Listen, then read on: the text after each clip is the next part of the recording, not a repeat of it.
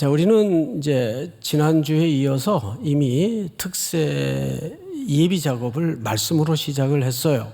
요나서를 중심으로 첫 시간 키워드가 뭐였습니까? 제일 먼저 도입 부분에서 생각나는 주제가 하나 있었죠. 노룩 패스 기억나세요? 네, 시선은 저쪽인데 공은 엉뚱한 데로 패스하는 기법을 노룩 패스라고 합니다. 요나서를 읽다 보면 정확하게 그런 뒤집히는 장면이 몇 군데 소개가 됩니다.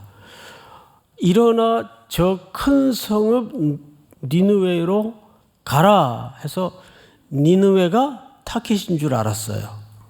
당연히 그 지점도 타켓이 되겠지만 하나님의 1차적인 타켓은 니느웨에 있지 않았고 바로 이스라엘을 대표하고 상징하는 요나에게 있었습니다.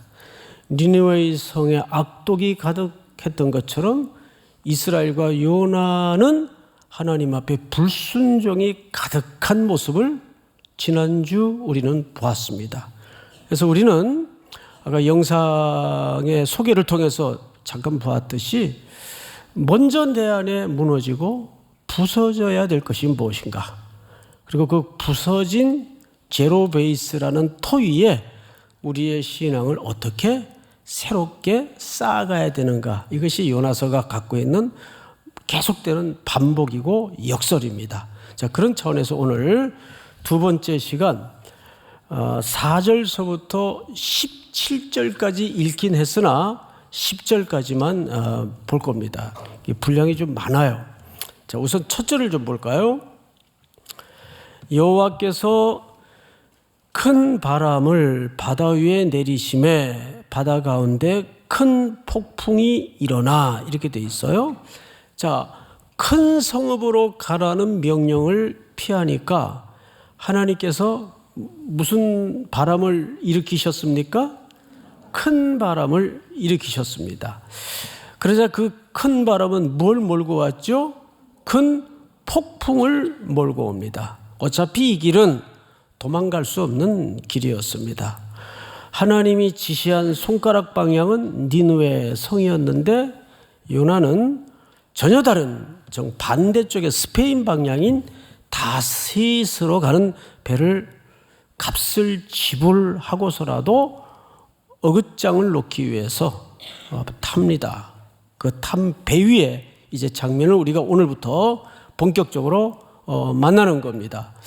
자, 성경에 보면 사공들이 두려워했다라고 돼 있어요. 몇 절을 보시냐면 5절을 보세요. 사공들이 어떻게 하여? 두려워하여. 여러분, 이 폭풍우를 만난 배를 타본 적 있나요? 타본 적 없어야 되겠죠, 그런 경우는. 그런데 뭐 살다 보면 또 그런 경우를 만나기도 하겠죠. 그런데 폭풍우를 만난 배를 타보지 않으면 말을 하지 마세요. 저는 겪어봤기 때문에 알아요. 그것도 이렇게 뭐 안전이 조금은 확률이 높은 큰 배가 아니고 이런 나뭇잎 같은 조그마한 배를 탔었습니다. 왜 탔냐 하면 어디로 가는지도 모르고 탔어요. 어느 원로 목사님이 갑자기 전화를 하셔서 송 목사 한 3일 시간 좀 내지. 예. 워낙 존경하던 어르신이었기 때문에 그분이 오라는 대로 갔더니 거기가 전라남도 토말이라는 데입니다. 해남 쪽에 토말이라는 조그마한 항구가 있는데 거기 내려가니까 저 어디로 가는지도 모르고 또 바바리 코트를 허연색을 입고 갔어요. 근데 배를 타래요, 배를. 근데 배가 요만해요. 한 3사람, 4사람 탔는데 그 바다가 참 요물입디다. 처음에 출발할 때는 햇빛도 쨍하고 바다도 평온하게 출발을 했는데 갑자기 살랑살랑 바람이 불더니 구름이 막 몰려오고 비가 때리니까 막 파도가 쳐요. 근데 조금도 과장 없이 파도가 치니까 파도가 이렇게 칠 거 아니에요. 그럼 배가 이 파도 끝에 이러고 서요. 이런 배 타봤어요? 타볼 일이 없기를 바랍니다. 아, 이렇게 죽는구나 싶을 정도로 위기가 왔어요. 배도 작고 더구나 수영도 못하고 물을 또 너무 싫어해요. 어릴 적에 그 허리케인이라는 영화를 잘못 봐가지고 그 물의 위력에 대해서 너무너무 끔찍한 장면이 각인이 돼 있어요. 그런데 이 사공들은 배에 익숙한 사람들이고 바다의 생리에 익숙한 사람들입니다. 그런데 이들이 두려움을 가질 정도로 큰 풍랑이 일어납니다. 5절을 보세요. 사공들이 두려워하여 각기 자기의 뭘 불러요? 예. 그래서 아마 여기에는 다양한 민족과 인종이 타고 있었다라고 봐집니다. 그래서 배는 결국 오늘 우리에게 뭘 시사해 주는가 하면 세상의 축소판입니다. 당시에는 군함이 따로 있고 상선이 따로 있던 시대가 아니에요. 여객선이 더더군다나 따로 있던 시대가 아니에요.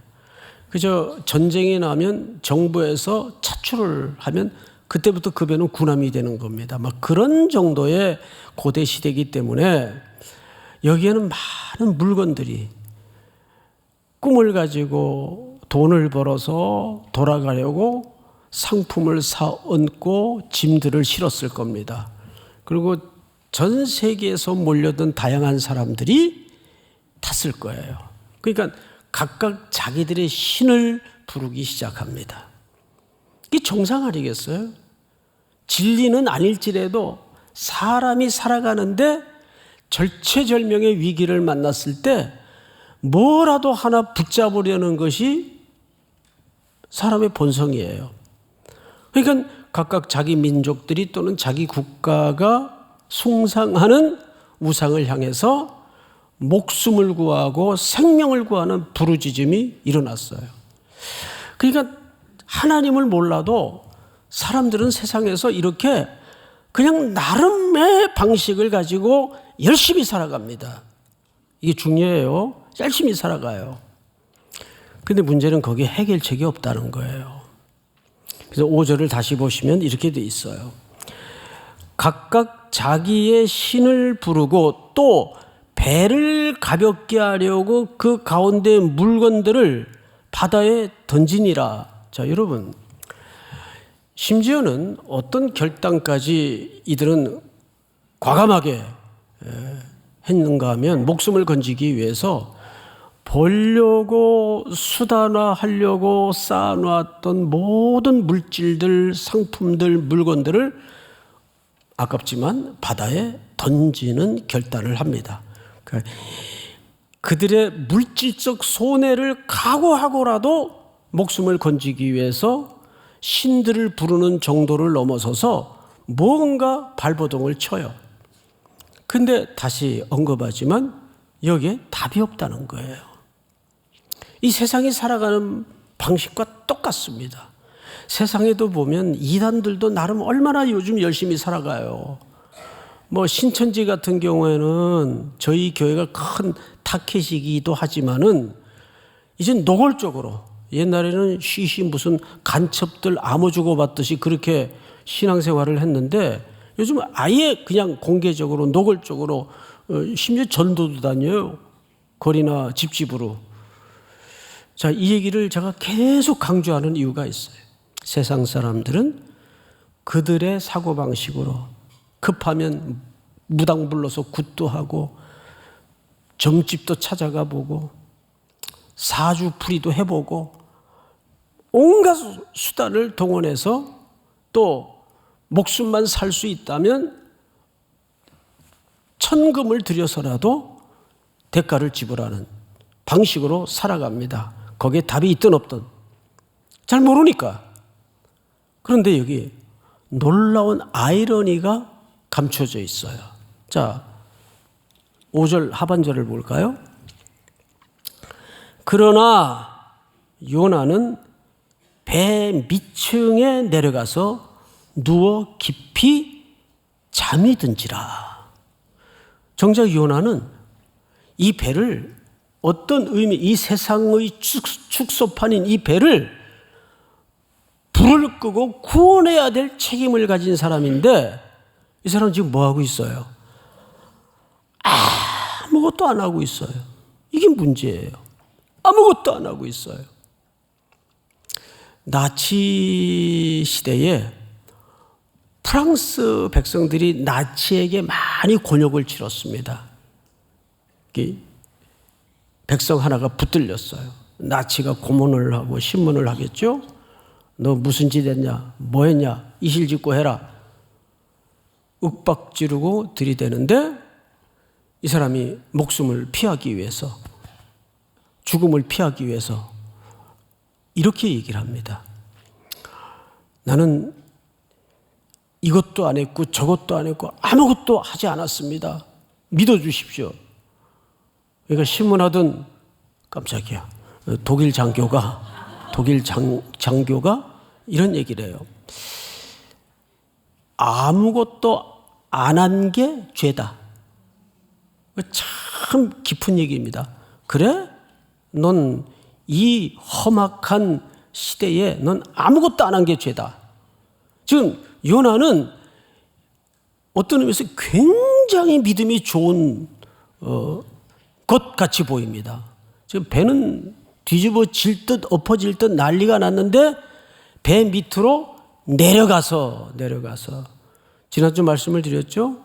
그는 하나님의 말씀을 피하여 멀리 도망간다고 피한다고 생각을 했지만 그의 인생의 행로는 계속 올라갔어요, 내려갔어요? 계속 내려갑니다. 이제 더 내려갈 거예요. 내려가서 배 밑에서 잠이 들어요.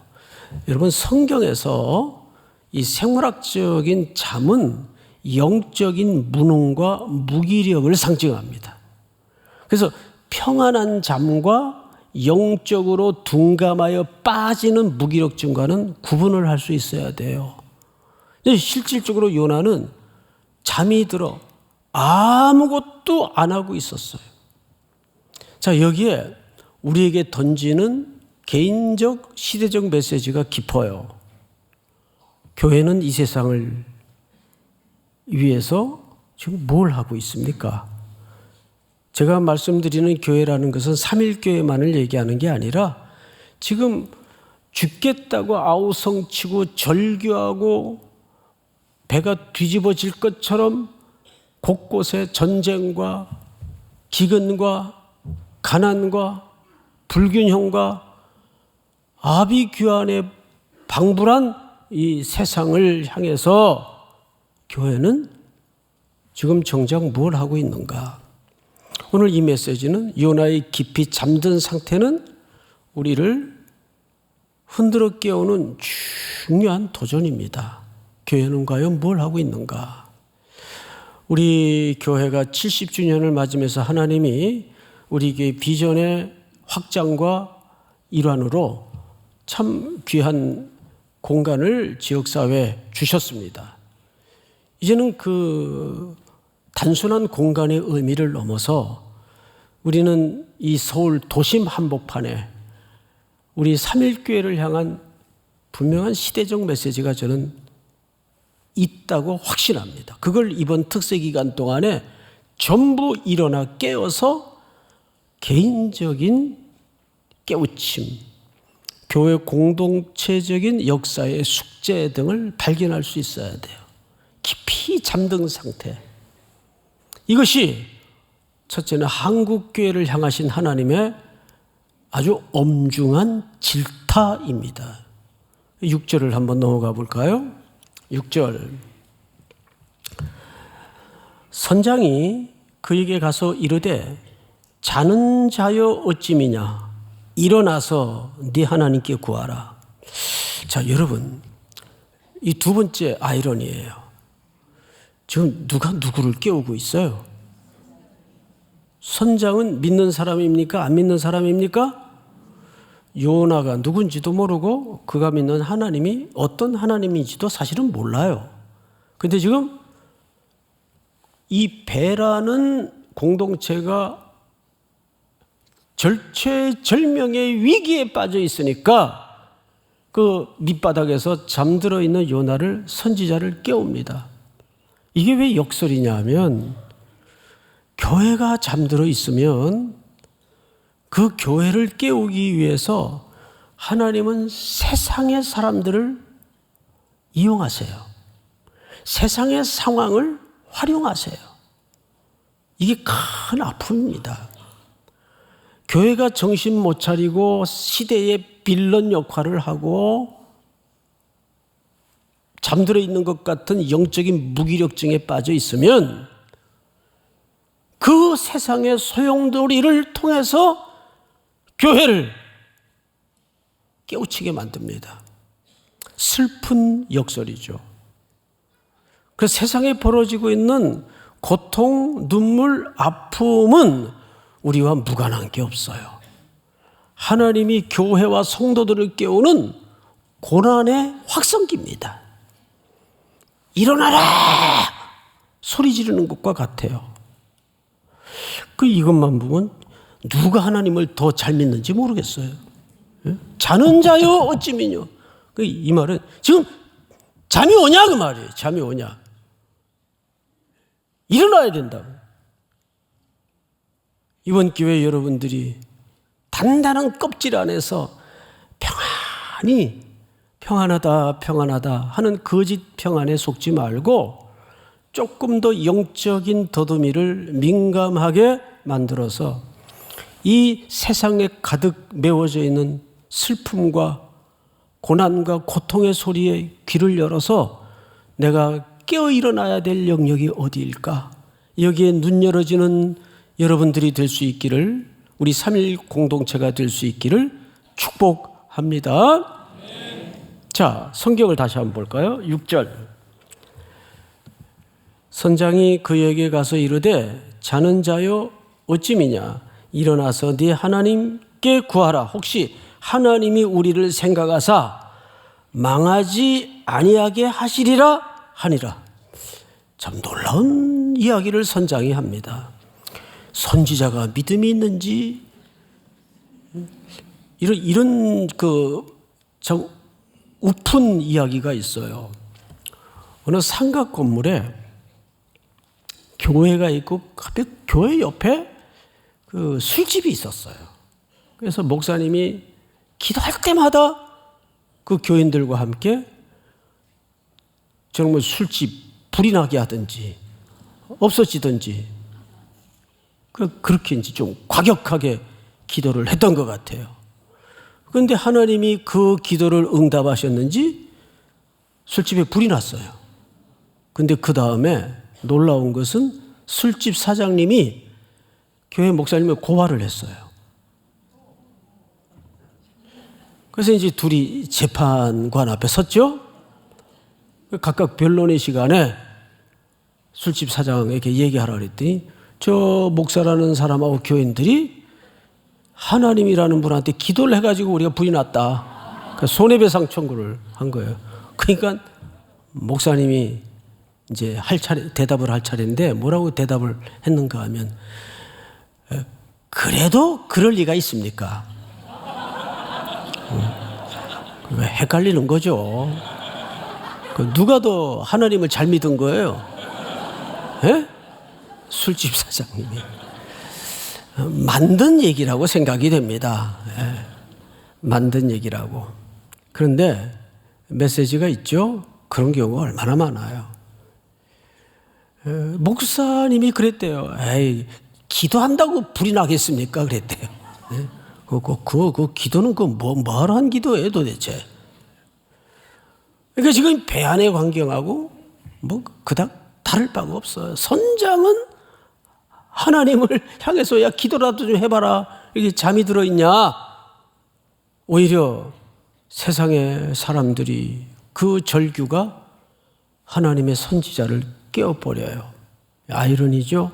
자, 그 다음에 7절을 한번 같이 읽어볼까요? 시작.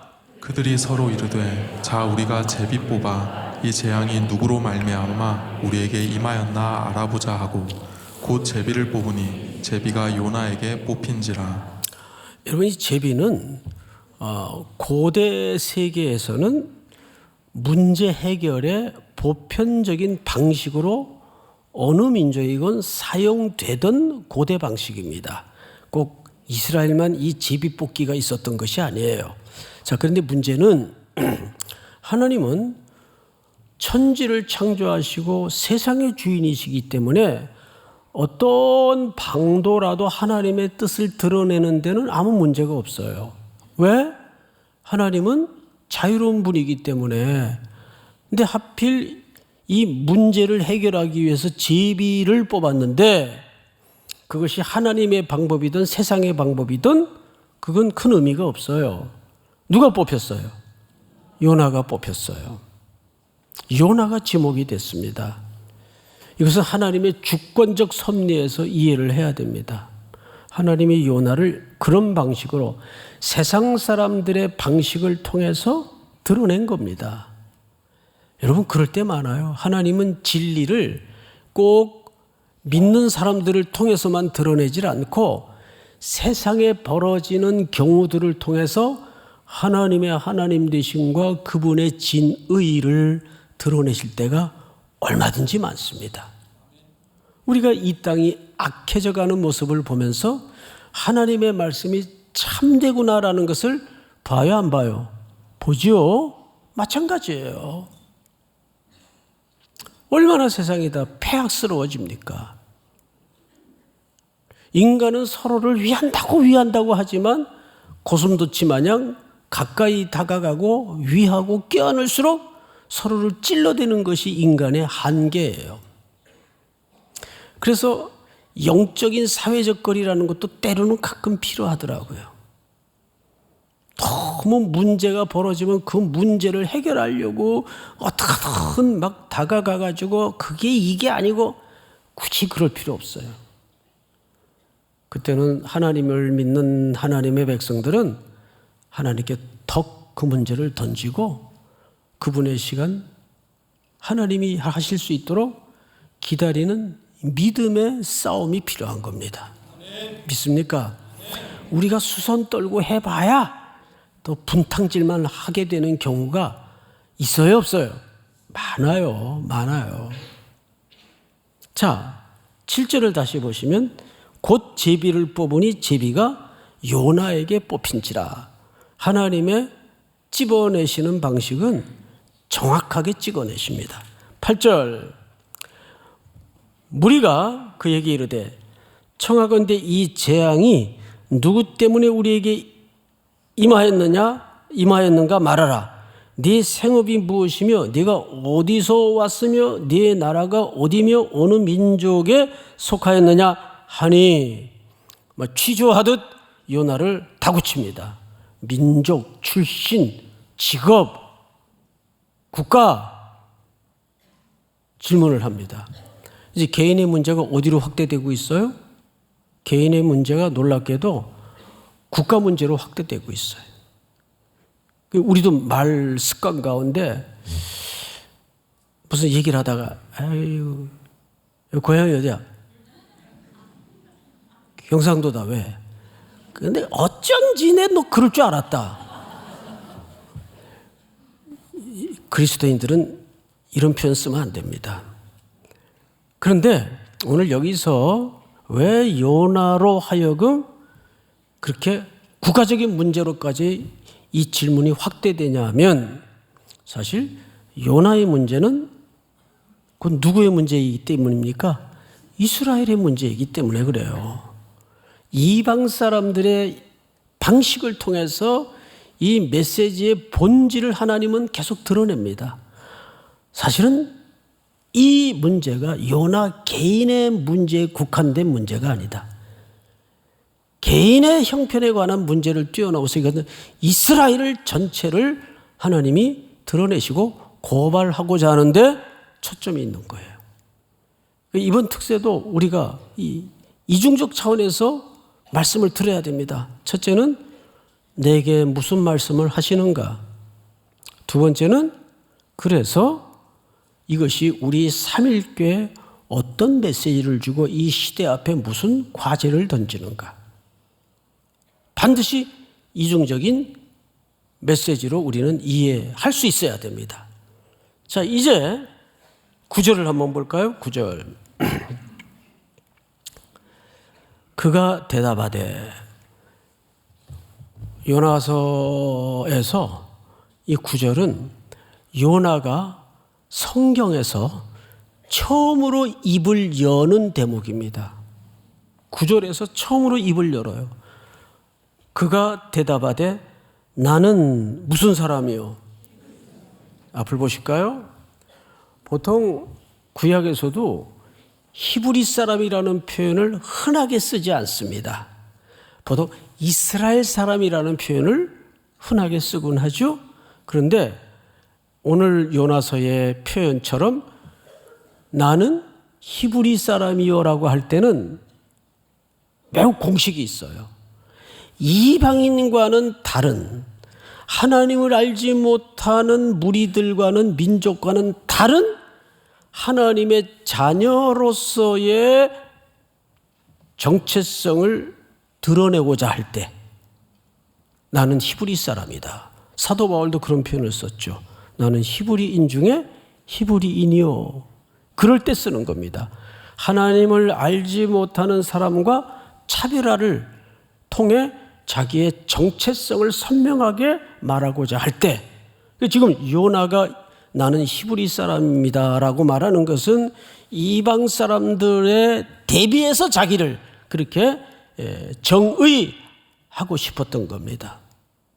자, 그런데 두 번째 자기소개를 어떻게 하느냐. 9절을 잘 보시면 이렇게 하고 있어요. 나는 히브리 사람이요 바다와 육지를 지으신 하늘의 하나님이 여호와를 어떻게 하는 자? 경외하는 자. 앞을 잠깐 보실까요? 첫째는 자기를 이방인과는 구별된 존재인 아이덴티티를 설명하고자 히브리 사람이라고 소개를 했어요. 보통 표현하는 이스라엘 사람으로 설명하지 않았습니다. 두 번째는 창조주 하나님을 강조하면서 자기는 그 하나님을 경외하는 사람이라고 소개를 했어요. 경외한다는 것은 히브리인들의 개념 속에는 어떤 의미인가 하면 나는 하나님의 말씀인 율법을 그리고 하나님의 말씀을 온전히 순종한다라는 자기 고백이고 자기 선언이에요. 이 또한 얼마나 역설입니까? 지금 이 배 안의 상황과 배가 다시스로 가다가 누구 때문에 큰 풍랑을 겪고 모두가 지금 죽기 직전에 있어요. 근데 그 한복판에 배 밑에서 쿨쿨 잠에 빠져있던 요나가 나는 히브리 사람이요 하늘과 땅과 바다를 만드신 그 창조주 하나님을 나는 경외하는 사람이올시다 이렇게 말해버린 거예요. 역설입니까? 아닙니까? 예. 우리도 세상에 속해 살면서 입술로는 멋지게 명분적 그리스도인이 되어서 이런 고백을 해요. 아, 나는 어느 교회 누굽니다. 떳떳이 자기 신분을 밝히기도 해요. 그런데 그 밑에 부하 직원들이나 우리가 윗사람한테는 다 잘하잖아요. 막 지문이 닳도록 잘하는데 아랫사람들한테는 빌런이 되어가지고 아유 그 이제 부장님 뭐 어느 교회 다니신다면서 그리고 조롱거리가 되어버리는 그런 경우. 그러니까 입술에 고백하고 삶의 자리가 전혀 다른 모습을 누가 드러내고 있습니까? 요나 스스로가 드러내고 있어요. 입술로는 히브리 사람입니다. 너는 하나님의 말씀을 순종하는 하나님을 경외하는 사람이올시다. 그래 놓고는 지금 자기는 도망가는 배를 타고 있어요. 이게 얼마나 웃겨요. 지금 그것을 자기가 스스로 드러내고 있는 겁니다. 그러자 어떤 일이 벌어질까요? 10절, 자기가 여호와의 얼굴을 피함인 줄을 그들에게 말하였으므로 무리가 알고 심히 두려워하여 이르되 네가 어찌하여 이렇게 행하였느냐 하니라.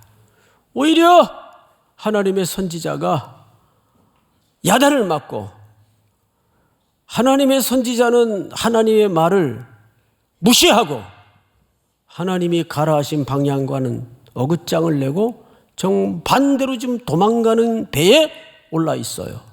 그런데 그 하나님을 누구는 지금 두려워하고 있어요? 선장과 뱃사람들은 두려워하고 있어요. 선지자는 전혀 무시하고 있는데, 이것이 오늘 우리 개인과 이 시대의 교회의 역할에 대해서 고발하는 메시지입니다. 사랑하는 성도 여러분, 먼저는 이번 52차 특세를 통해서 우리 개인이 하나님 앞에 단단한 껍질을 부서뜨리고 일어나는 한 달이 특세가 될 수 있기를 축복합니다. 그리고 그 일어남을 통해서 우리의 가던 방향을 멈추고 돌아서서 하나님이 우리 개인과 남은 삶에 주시는 하나님의 영광스러운 프로젝트 앞에 동참되는 순종이 있기를 주님의 이름으로 축원합니다. 다 일어나십시다. 십자가 그 사랑 멀리 떠나서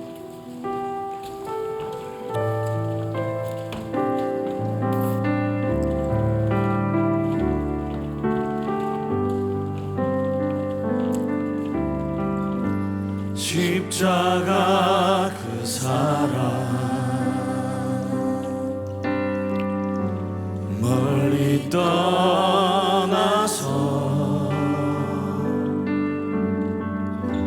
무너진 나의 삶 속에 잊혀진 주의 은혜 돌 같은 내 마음 어루만지사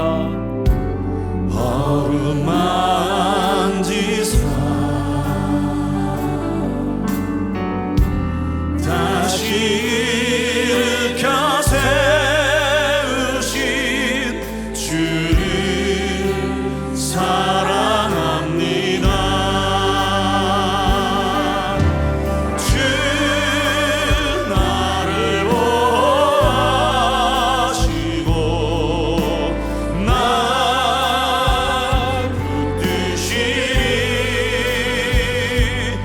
나은 곳 외롭고 정귀한 주님의 자녀라. 주 나를 보호하시고 날 붙드시리 나은 곳 외롭고 정귀한 주의 자녀라. 지나간 일들을 기억하지 않고 기억하지 않고 이전에 행한 모든 일 생각지 않으리. 이전에 행한 모든 일 생각지 않으리.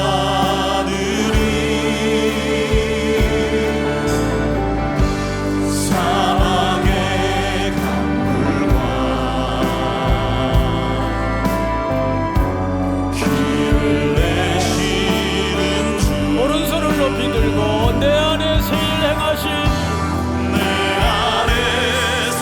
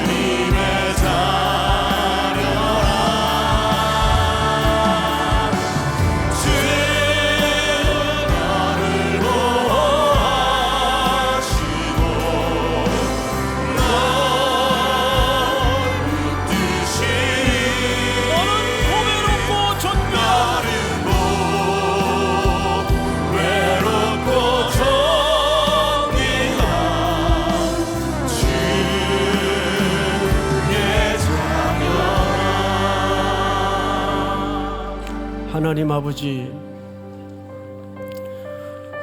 요나를 통해서 우리를 지적해 주시고 이 시대를 말씀해 주심을 감사합니다.